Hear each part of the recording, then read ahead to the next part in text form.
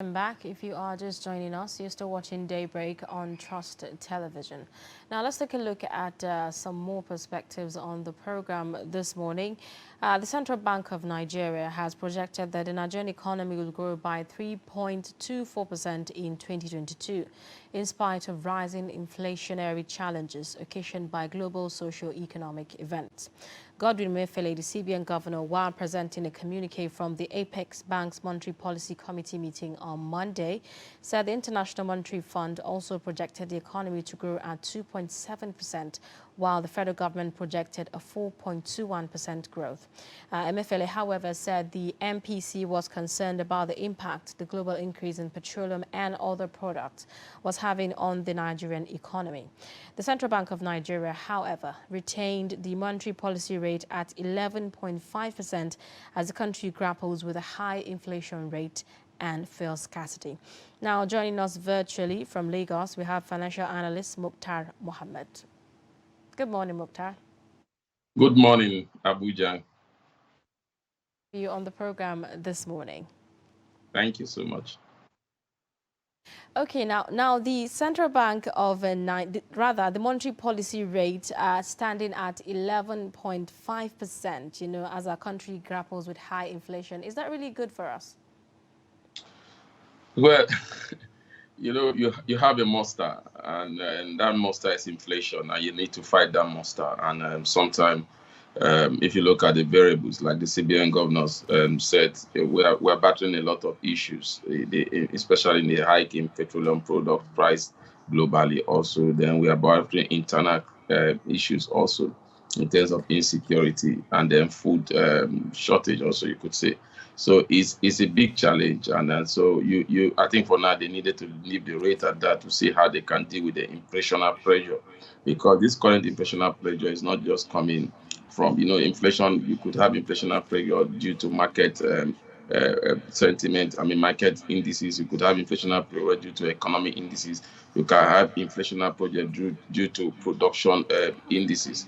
But in this our own case, you are seeing the three coming. We have microeconomic inflation, we have production inflation, and then we also have market inflation. So it's three all coming together at a time. So for you to address those issues, you need to begin to look at what should be done, especially in key sectors. And I think that's why the CBN is leaving the rate as it is now, so that with that rate, we've been seeing a little bit of improvement. But there we see those challenges in the inflation figures because of what we saw in the hike, especially in the price of diesel. Okay. Now, CBN, retained its MPR and other parameters, leaving the status quo unchanged despite, inflationary pressure. Can you, share your thoughts on that?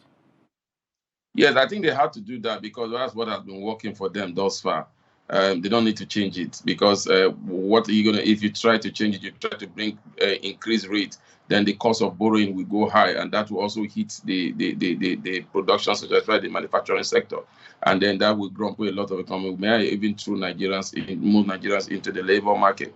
Remember also the major pressure they're also facing, the pressure of the exchange rate volatility, especially the parallel market and meeting demands and supply.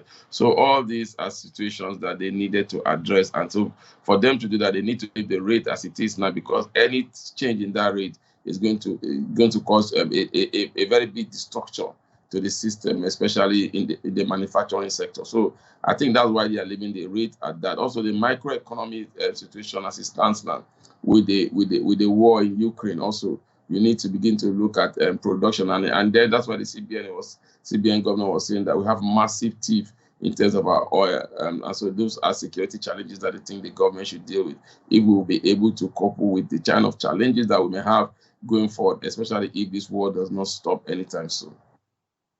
But are we seeing a reflection of this in the economy? Well, if you look at the private sector, you could see that reflection, because you could see the credit to the private sector increased by 4.2%. And so you could see that. But, when it comes to economy, you don't begin to see those results coming out very soon, because it's more or less like building a foundation. And sometimes this economic problem that we are facing, it don't just happen overnight, and so they will not be solved overnight. So it more or less like you won't see those numbers coming up soon as you thought, but by the second to third quarter, we'll begin to see those numbers begin to play out. So for now, you won't see those effects, especially in the cost of goods and services. And like I said, we are governing with market-induced inflation and production-induced inflation. Market-induced inflation has to do with demand and supply. The demand is still there, the supply is still low, especially for food products because of the insecurity. The production-induced inflation is the cost of production of goods and services has gone up because the cost of some of the equipment also, and also the cost of diesel also have gone up. So that increased the production cost. And when those happen, you see them is the consumer that will bear the brunt. So that's what we are seeing definitely playing out now. Okay. Now, what about the growth projection contradiction between the CBN, the IMF, and the federal government of 3.25%, 2.7%, and 4.5%? What criteria are we actually using, really? I think that's what we keep saying, that there's no synergy, especially between the micro and the physical authority, because we are supposed to be on the same page, especially the federal government and the CBN. If you look at what is happening in the current administration, you see the CBN begin to do their microeconomic issues, they dabble into physical policy so that those results will show. Then the physical side are also doing their own and doing their own projection. So I think we are not on the same page, and that has been the challenge that we've seen, especially in this administration, when it comes to managing our economy. There seems to be a lot of overlapping effect, and nobody's trying to address it. So I'm surprised that the federal government looking at 4 point something, the CBN is looking at, the IMF looking at 2, and the CBN is looking at 3. So you could see that the contradiction in terms of numbers are very far apart. So I expect that the central bank and the federal government should have been on the same page, especially when you're the monitoring side and you're the physical side. But unfortunately, we are not seeing that. And that has to do with data. It has to do with the data available to each other. And that means they might not be shared vision, and they may not be sharing the data within themselves. That could just be the challenge. So, Mukhtar, this is quite away from what we've been speaking about. We're also seeing that there are massive job losses, as dollar hits 590 naira, as forex scarcity bites harder. Is this good for our economy in any way? It can never be good for our economy when you are having massive job loss. So definitely it's not good for the economy, especially when these job losses are coming from them. Our youths are the ones that are majorly being affected by this job loss. It's not good for the economy, and we've been saying it that the CBN need to come up with products that will attract foreign investment, will attract us to get FX into our system. So we are an economy that is driven by most of our goods are imported. And so we'll continue to brush those challenges, especially when the FX. The challenge we have with the parallel market going to as far as 590 is that those people that the Bureau de Change used to address, those sectors that the Bureau de Change used to meet their demands, the sectors have not been taken care by the CBN. So we'll continue to have this challenge. We'll see this rate goes up. Even if you say, what are the criteria, what are the reasons? Because if you look at the import-export window, which is supposed to be the official windows of the FA, you could see the difference is very, very wide. And then, but you ask yourself, how many manufacturers, how many Nigerians, how many SMEs will be able to get FX from the import and export window? Very few. So there goes again. We still go with the same economic challenges that we always talked about: demand and supply. We've seen supply is low, but demand is high. So definitely, we'll continue to see this rate goes up. Hopefully, we believe that when the election approach and when we will see a lot of politicians bringing out some of this money that we think they are keeping, maybe we could see the rate come down. But for now, it's a huge challenge. And up to this moment, the CBN have not really addressed the FX issues, because they are facing two monsters here. They have the FX challenge to meet up with, and they also have the inflation. And those are why we keep saying that the CBN should face their monetary policy instead of diving into what the fiscal policy could do. They have more challenges at their hand now to deal with and begin to think of how to intervene in key sectors that should be driven by the fiscal policy. Mukhtar, we're also seeing that banks, following this, are limiting, online transactions to $20, dollars per month. Unfortunately, that's the lowest we've ever had. I mean, before we used to have $100 per month, then we went back to $500 per month, and now we have gone to the lowest we've ever had, $20 per month. Well, that also has to do with the policy that was released by the CBN. Even if that policy is going to take effect sometime in December, banks are beginning to prepare themselves for that. They are beginning to, because the CBN said by December of this year, they will no more be giving FX to banks customers. So banks will need to sort for FX for their customers. That policy has not gone down well with most of us economics. With most of us, we think that before you begin to bring such policy, bring stability in that market space. Then before you begin to introduce policy like you, as CBN is still the largest receivers of Nigerian earnings that comes in dollars, because all the crude oil that goes to the CBN directly does not find its way into any bank. So how do you want bank to begin to sort for fund? And you have not given them the liberty to begin to sort for fund to meet demand. So they need to come up with a strategy. I think that is why we are having it. Banks are beginning to be proactive and beginning to see how they can manage what they have, especially when December comes. Tara, can you share your thoughts on this particular statement by Godwin Emefiele saying that the sanction imposed on Russia by NATO and the USA would have a significant downside risk on the global economy, also pointing out that the gains of economic growth that the country, that's Nigeria, recorded, as a result of lifting the COVID-19 restrictions have been totally eroded by the Russian-Ukraine crisis? Totally agree. Totally agree, especially in the area of oil and gas, especially in that area, and most of our economic indices revolve around that space because we depend so much on this energy sector to grow our economy.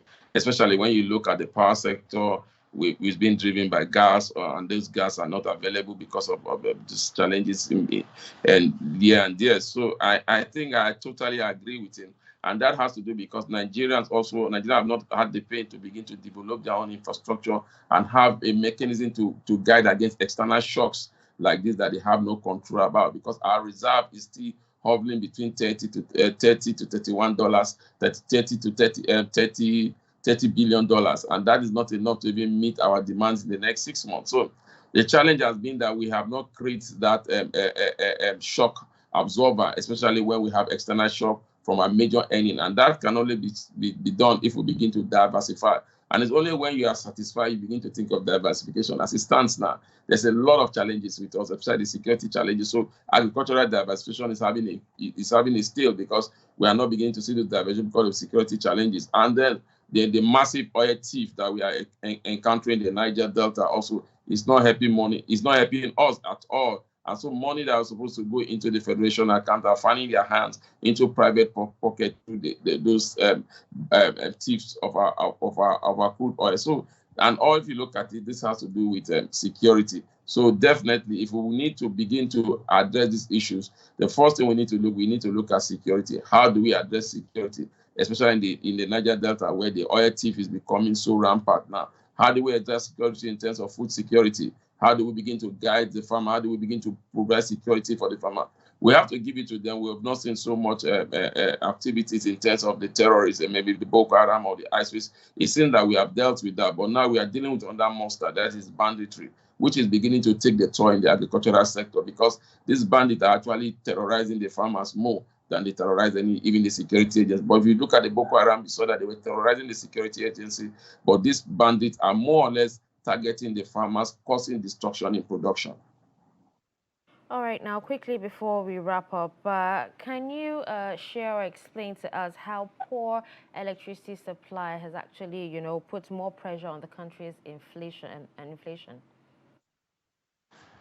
You just need to look at the numbers that came back from the National Bureau of Statistics, and you know what it has caused. Let me give. I only use one criteria. Power is not available. Most of these companies have to provide power for themselves, and they have to use gas. And as we stand now, gas has moved the price of over 200% from a low of about 200 naira per liter to a high of about 700, and now we are seeing about 650. So that cost will be borne by the consumer. That is that's about 200 and something percent. So that is what we are seeing the inflation. Those numbers that we came out last month is going to be more in the coming month because we will see this, especially like I said, if the Russia-Ukraine crisis continue, that means they will put more pressure in terms of gas. Remember that most of all these energies, oil,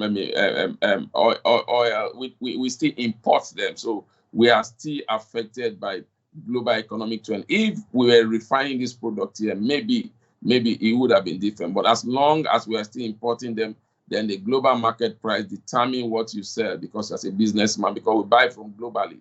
So, and again, if you look at the cost of oil, crude oil has gone up to about $115 per barrel. Unfortunately, these are times that we should be excited about it, that our reserve will go up. But unfortunately, it's not like that, because we sell our crude and we import refined products. So what we gain in terms of crude production, we lose in terms of refined production, refined petroleum products that we have to bring in our country. So it's a big challenge. Thank you so much, Mukhtar, for sharing your perspectives on this particular topic.